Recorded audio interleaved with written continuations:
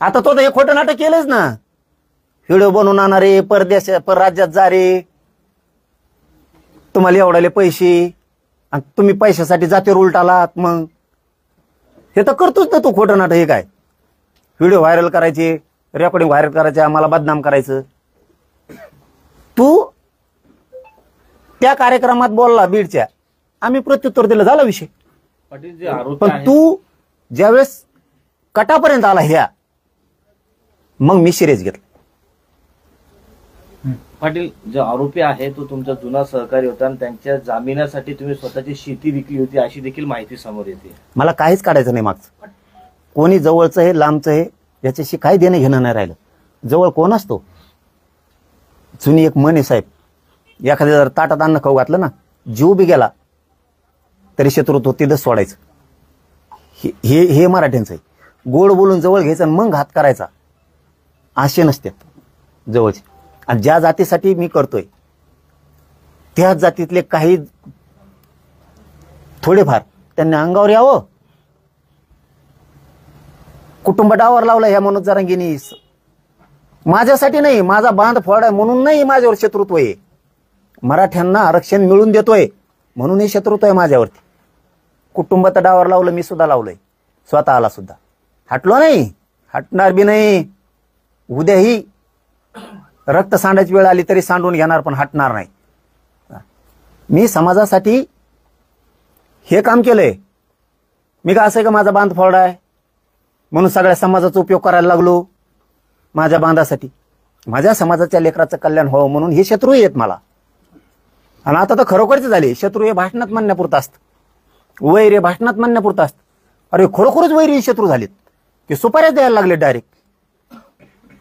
ही सोपी साधी गोष्ट नाही वाटतं तेवढं. म्हणून मी मराठा समाजाच्या नेत्याला सांगितलंय, सगळ्या संघटना समन्वयकांना सांगितलंय, अशी वेळ प्रत्येकावर येऊ शकते. आता मजा बघायचे दिवस नाहीयेत माझ्यावर वेळ आली म्हणून. आता सगळ्यांनी याचं सखोल जाण्याची गरज आहे. आणि मी जर याच्यात काही दोषी असतो, मी सखोल जा म्हणलो नसतो, मराठा समाजाच्या नेत्याला मी आव्हान केलं नसतं, मराठा समाजाच्या संघटनेला आव्हान केलं नसतं, मराठा समन्वयकाला सेवकाला आव्हान नसतं केलं ना. मी तयार आहे ना सगळ्याला, मी कशाला आव्हान केलं असतं. आता ही असली प्रवृत्ती त्यांच्या जातीसाठी चांगली नाही, ओबीसीसाठी चांगली नाही, धर्मासाठी चांगली नाही, आणि कोणत्या जातीसाठी चांगली नाही. होऊ दे, दूध का दूध पाणी का पाणी, चौदी सगळ्यात भारी येत म्हणते तीच. जिथं हात खुटते सरकारचे तिथं नार्को टेस्ट. सगळ्यात आधी जर उद्या अर्ज केलेला दिसला ना तर तुम्ही म्हणता ती शिक्षा भोगायला मी तयार. पाटील, तुम्ही संविधानिक पदावर असणाऱ्या व्यक्तींना शिवीगाळ करताय, आई बहिणीवर जातायत, तुम्ही एका विशिष्ट धर्माच्या विरोधात बोलतायत, हे तुम्हाला महागात जाईल.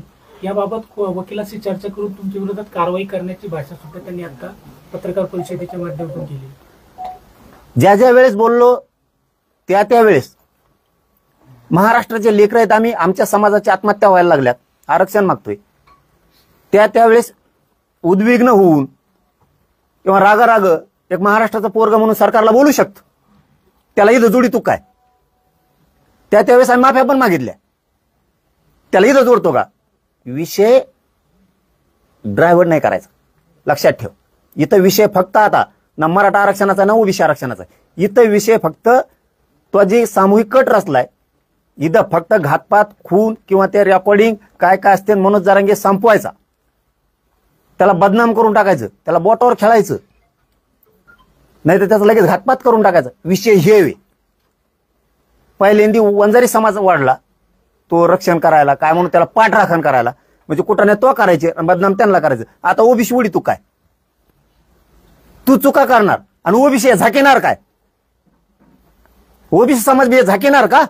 म्हणजे आम्ही तुम्हाला मग नुसतं आरक्षण मागितलं म्हणून ओबीसी समाजाला ओबीसी